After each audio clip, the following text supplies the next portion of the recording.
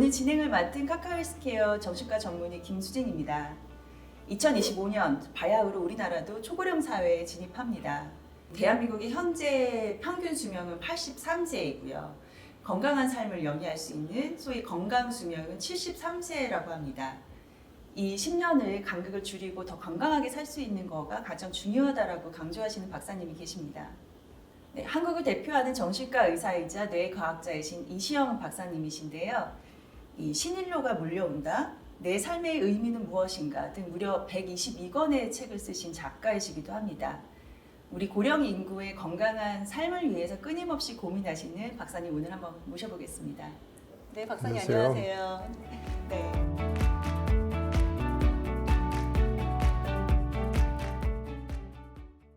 뇌과학에서 보면 신경전달 물질에서 일종의 도파민, 아드레날린 이런 것들이 경쟁하고 긴장하고 늘 이제 그럴 때 분출되는 그런 신경전달 물질이라고 한다면 그거와 상반된 세로토닌적인 삶을 살자라고 하는 주장들을 그동안 많이 해오셨던 그렇습니다. 걸로 알고 있습니다. 네. 그래요. 아주 문제 제기를 잘 해주셨는데 우리가 너무 놀라드레날린적인 생활을 하고 있습니다.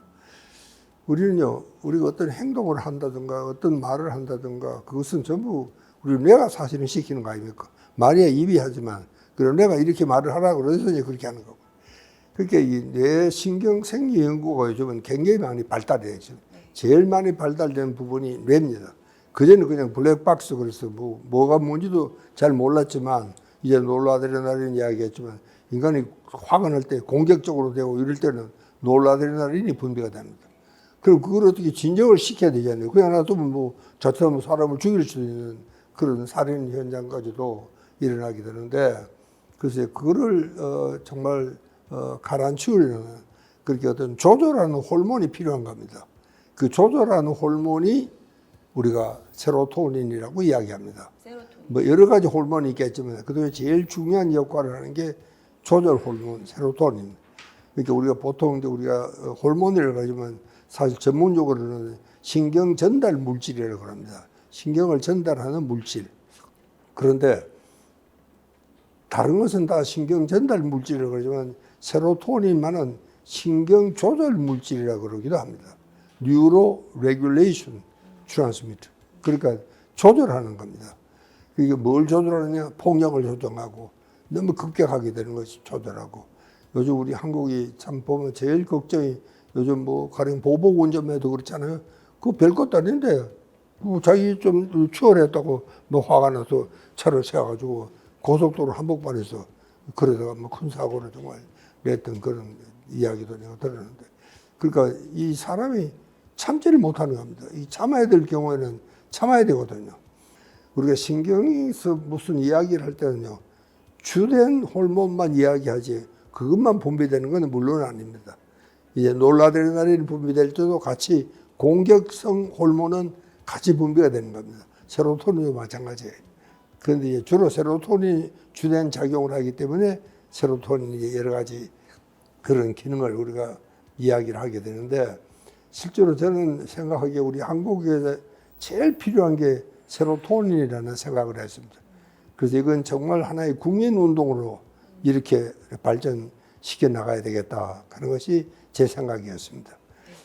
왜냐하면 이 세로토닌은 이제 조절해야 되니까 모든 걸 식욕 조절하는 거, 폭력성 조절하는 거, 공격성 조절하는 것, 혈압 조절하는 것, 그 다음에 이 밥 먹는 거 조절하는 것, 이 모든 걸 조절하는 것은 세로토닌이 하는 일입니다.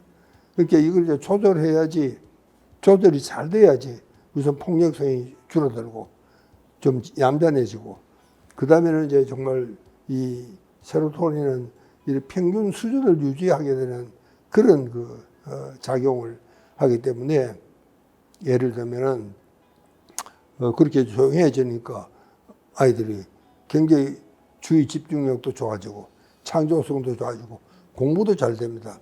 그래서 세로토닌을 일명 공부 호르몬이라는 말도 있습니다. 그래서 세로토닌이 높아져야지 공부가 잘 되고 주의 집중이 잘 되고 창의적으로 되고 이렇게 공부가 잘 되는 것이죠. 그러니까 이 세로토닌은 기능이 굉장히 많습니다. 그 다음에 또 하나는 이 항중력근을 이겨내는 힘이 있습니다. 이 미인 호르몬이라고 그러기도 합니다. 우리는 굉장한 중력을 받고 살고 있거든요. 그런데 그 중력을 이겨내는 힘이 세로토닌입니다. 그렇게 세로토닌은 공부 호르몬이라는 말도 있고, 미인 호르몬이라는 말도 있고, 행복 호르몬이라는 말도 있고, 그 다음에 이것은 또 이 다이어트 호르몬입니다. 우리가 이제 이 선생님들이 다이어트를 하는 프로그램에 들어가 보면 많은 경우 천천히 먹어라, 잘 씹어 먹어라, 그런 이야기를 많이 합니다.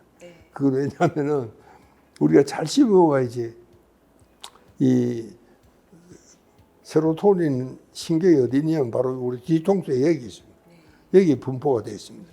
이렇게 우리가 이 씹어 먹으면은 이게 씹는 이 작용이 바로 세로토닌 신경을 자극을 합니다. 그래서 세로토닌이 분비가 되는 거예요. 그러면 이제 이 세로토닌이 분비가 돼야지 식욕 조절이 됩니다. 식욕 조절. 이게 없으면 뭐 끝도 없이 계속 먹잖아요. 그러니까 이제 이 식욕 조절이 되는 것도 이게 이제 세로토닌의 기능입니다.